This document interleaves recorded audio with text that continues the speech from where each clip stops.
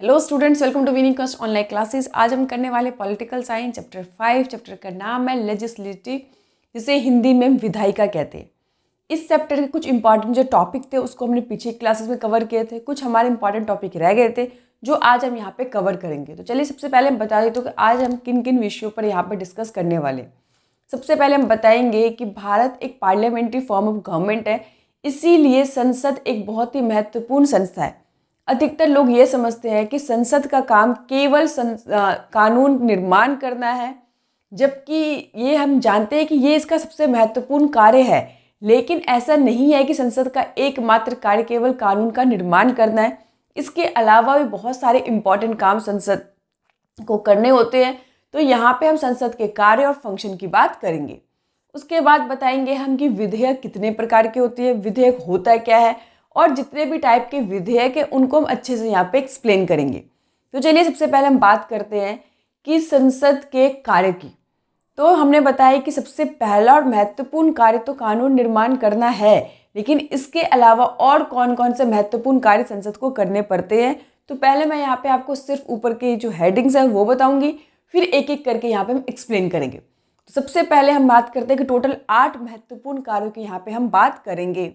सबसे पहले आता है कानून निर्माण करना, दूसरा कार्यपालिका पर नियंत्रण, तीसरा वित्तीय कार्य, चौथा प्रतिनिधित्व कार्य, पांचवा बहस का सर्वोच्च मंच, छठा संविधान संशोधन संबंधी कार्य, सातवां न्यायिक कार्य और आठवां निर्वाचन संबंधी कार्य।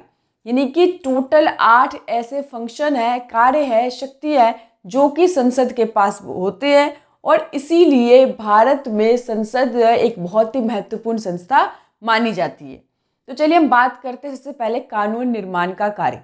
यानी कि भारत में या देश में किसी भी जगह पे कहीं पे भी कानून पास होती है, कहीं पे भी के लिए भी कानून बनती है, तो वो संसद में ही पास होता है।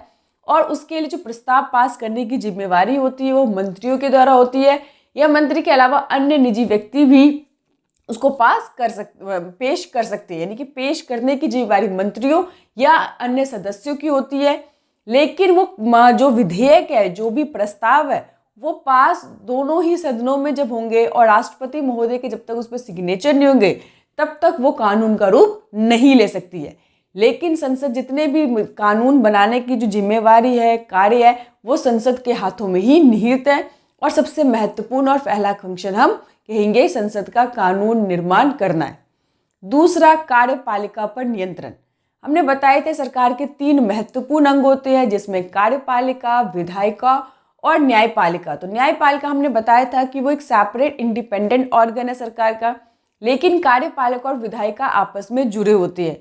कार्यपालिका और न्यायपालिका एक अलग इंडिपेंडेंट है, और जो विधायिका है कानून निर्माण करने का काम करती है, और कानून को जो एग्जीक्यूट करना, कानून को जो लागू करना, पालन करना, वो कार्यपालिका के हाथों में होता है, और उसकी जिम्मेवारी होती है कि देश में उसको ठीक तरह से लागू किया जाए। दूसरा फंक्शन हमने बताया यहाँ पे कि कार्यपालिका पर नियंत्रण करना। ये नियंत्रण वर्ड का मतलब क्या है? तो हम जानते हैं कि जो मंत्री परिषद होता है उसे लोकसभा में बहुमत मिलना आवश्यक होता है। जब तक बहुमत प्राप्त होती है, बहुमत का समर्थन होता है, तब तक सरकार बह सकती है। अगर लोकसभा में बहुमत समाप्त हो जाता है, बहुमत का समर्थन समाप्त हो जाता है, तो सरकार अल्पमत में आ जाती है, और ऐसी सरकार को गिराकर दोबारा से फ्रेश इलेक्शन कराने होते हैं। या कई बार विपक्ष के द्वारा सरकार के खिलाफ अविश्वास प्रस्ताव पास करके भी सरकार को खत्म कर दिया जाता है और दोबारा से फ्रेश इलेक्शन होती है। यानी कि संसद में, लोकसभा में सरकार को बहुमत साबित करना कंपलसरी है, अदरवाइज सरकार नहीं चल सकती और उसके जगह पे दोबारा से देश में दोबारा से इलेक्शन होते हैं। तो ये कार्यपालिका पर नियंत्रण करने का कार्य भी है, ये भी किसके पास है? संसद के पास होते हैं। तीसरा वित्तीय कार्य। यानी कि हम जानते हैं कि जो धन संबंधी सारी शक्तियां जो है संसद के पास होती है। संसद की परमिशन के बिना कार्यपालिका धन का इस्तेमाल नहीं कर सकती है, और जितने भी सरकारी नीतियाँ होती है धन पर नियंत्रण करके सरकारी नीतियों को प्रभावित करते हैं। बहुत सारी कमेटी बनी है, समिति बनी है जो ये देखती है कि सरकार इन धन का दुरुपयोग ना करे। तो धन संबंधी जितने भी अधिकार होते हैं वो संसद के पास निहित होते हैं। इसीलिए देश में जो भी बजट बनते हैं तो बजट पहले लोकसभा में पेश किए जाते हैं, वहाँ पे विस्तृत चर्चा होती है और लोकसभा में जब वो बजट पास होता है तो ही सरकार को उस पर उन पैसों का इस्तेमाल करने की परमिशन मिलती है। तीसरा हम बात करते हैं बहस का सर्वोच्च मंच, यानी कि ये एक ऐसा मंच है, जगह है जहाँ पर चाहे जितने भी प्रतिनिधि है, चाहे वो जनता के चुने हुए प्रतिनिधि है, चाहे वो राज्य के प्रतिनिधि है, सभी व्यक्तियों को निर्भीकता से बिना डरे अपने विचार प्रस्तुत करने, अपने क्षेत्र की समस्याओं को उजागर करने, उनका ध्यान आकर्षित करने का अधिकार होता है। तो ये जो बहस का सर्वोच्च मंच कहा गया है, जिसमें हमें एक बात समझना बहुत जरूरी है कि इसमें संसद विशेष अधिकार, यानी कि जितने भी सदस्य होते हैं इनको एक विशेष अधिकार प्राप्त होता है कि अगर विधान पालिका में कोई भी सदस्य किसी भी कुछ भी बोल भी जाए तो उन सदस्यों पे किसी प्रकार की कोई कानूनी कार्यवाही नहीं की जाती, उसे हम संसदीय विशेष अधिकार कहते हैं। और इस अधिकार का इस्तेमाल करके जो भी सदस्य है वो निर्भीकता से बिना डरे अपने विचार प्रकट कर सकते हैं और इसीलिए ये अधिकार उन सदस्यों को दिए गए हैं। लेकिन संसद अधिकार के हनन के संबंध में जो फाइनल डिसीजन होता है वो अध्यक्ष महोदय का होता है, वो फाइनल डिसीजन जो भी लेंगे वो मान्य होता है। दूसरा मैंने कहा कि बहस का सर्वोच्च मंत्र है, तो इसलिए दो चीज़ को जानना यहाँ पे जरूरी है कि बहस के दौरान एक शून्य काल होता है और एक प्रश्न काल होता है।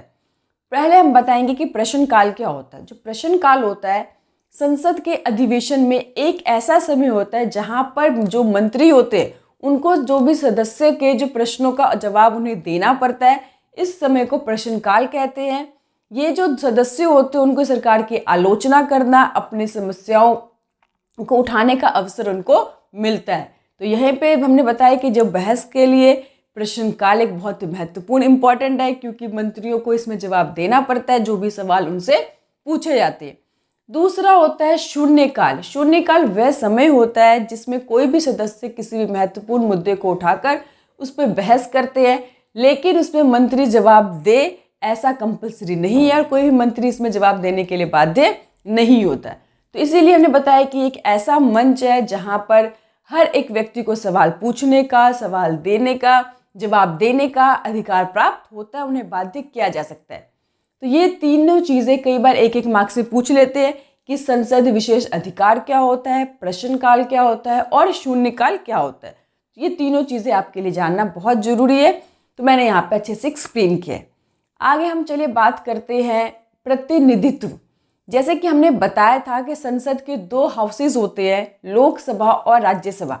लोकसभा में जो कि लोगों का प्रतिनिधित्व किया जाता है, इसमें लोगों के द्वारा चुने हुए प्रतिनिधि आते हैं और राज्यसभा में राज्यों के चुने हुए प्रतिनिधि इसमें आते हैं, यानी कि समाज के हर वर्ग, सेक्शन, हर राज्य, सभी व्यक्तियों को बराबर प्रतिनिधित्व का मौका मिलता है और अपने अपने क्षेत्र, अपने अपने राज्यों की समस्याओं को उठाने का मौका इसमें दिया जाता है। नेक्स्ट हम बात करते हैं संविधान संशोधन संबंधी कार्य, यानी कि अगर कोई संविधान में सरकार को संशोधन करना है तो उसके लिए जो प्रस्ताव पेश किया जाता है वो संसद में ही पेश किए जाते हैं और इस प्रस्ताव को दोनों हाउसेज में, यानी कि लोकसभा और राज्यसभा दोनों में विशेष बहुमत से पास होना अनिवार्य है, तभी संविधान में संशोधन किए जा सकते हैं। नेक्स्ट अगर हम बात करें निर्वाचन संबंधी कार्य, यानी कि देश में राष्ट्रपति, उपराष्ट्रपति के जो चुनाव होते हैं वो संसद में ही किए जाते हैं, तो इस तरह से चुनावी जो प्रक्रिया है वो भी संसद के द्वारा संपन्न किए जाते हैं।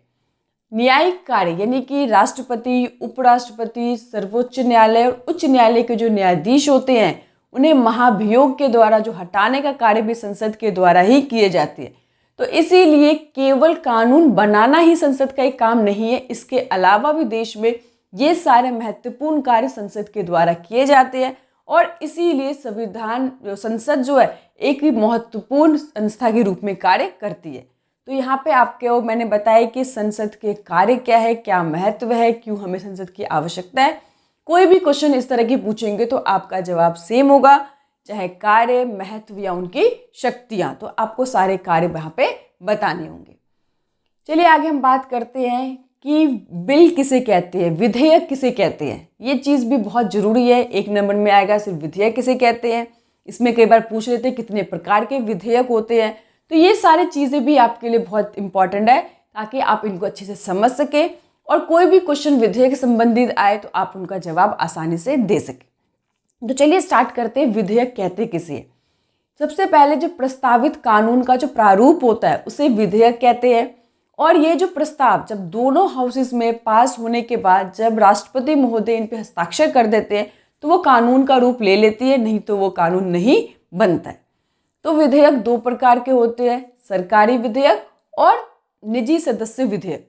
सरकारी विधेयक वो होते हैं जो मंत्रियों के द्वारा प्रस्तुत किए जाते हैं, जिनको सरकार का समर्थन प्राप्त होता है और ये विधेयक आराम से पास भी हो जाती है।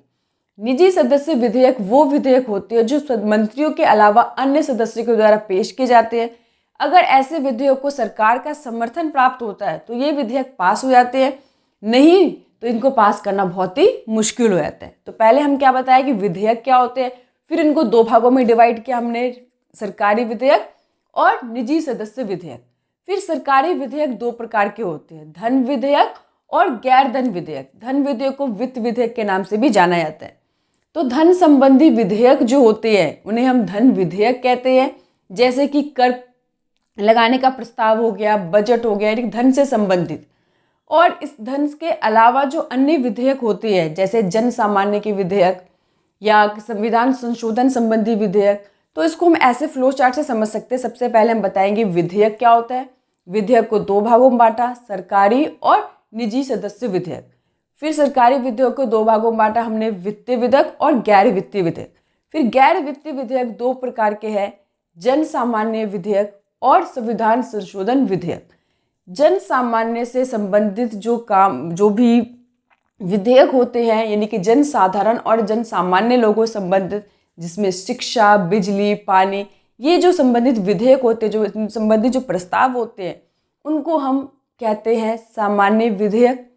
और दूसरा जो भी प्रस्ताव का उद्देश्य संविधान में संशोधन करना है, संविधान में परिवर्तन करना होता है, उन्हें हम बोलते हैं संविधान संशोधक विधेयक। तो यहाँ पे हमने सारे टाइप के विधेयक को अच्छे से एक्सप्लेन किया इस फ्लो चार्ट के द्वारा। जो आपकी समस्या है वो और आराम से सॉल्व हो जाएगी। तो पहले आप विधेयक की डेफिनेशन देंगे, फिर विधेयक को दो भागों में डिवाइड करोगे, सरकारी और निजी विधेयक। फिर सरकारी को फिर हम दो भागों में, धन और गैर धन विधेयक। फिर गैर धन विधेयक को फिर हमने दो भागों में डिवाइड किया है, जन सामान्य विधेयक और संविधान संशोधक विधेयक। तो यहाँ से मुझे लगता है कि आपको अच्छे से विधेयक के बारे में समझ में आ गया होगा। और एक बहुत ही महत्वपूर्ण टॉपिक यहाँ पे हम छोड़ रहे हैं कि संसद कानून का निर्माण कैसे करती है, यानी कि किस तरह से देश में कानून बनता है। कानून बनने की जो प्रक्रिया है बहुत ही लंबी प्रक्रिया है, बहुत सारी अवस्थाओं से गुजरना पड़ता है। यही सारी अवस्था पहले एक हाउसेज में होते हैं, फिर वही सारी जो प्रोसेस होती है दूसरे हाउसेज में होते हैं, और दोनों हाउसेज में प्रक्रिया पूरी होने के बाद राष्ट्रपति महोदय इन पे हस्ताक्षर करते हैं और तब जाकर ये कानून का रूप लेती है। लेकिन यहाँ पे ये चीज़ मैं अभी एक्सप्लेन नहीं करूँगी, इसके लिए मैंने सेपरेट एक वीडियो बनाई है ताकि उसमें वहाँ पे मैं आपको अच्छे से एक्सप्लेन कर सकूँ, क्योंकि कई बार ये क्वेश्चन 6 मार्क्स में आते हैं। तो यहाँ पे जो मैंने बताया हमारा टॉपिक यहीं पे ख़त्म होती है। आगे के जो मैंने बताया ये जो महत्वपूर्ण क्वेश्चन हमारे यहाँ पे मैं छोड़ रही हूँ, इसके लिए आप मेरी दूसरी वीडियो को देख सकते हैं। धन्यवाद।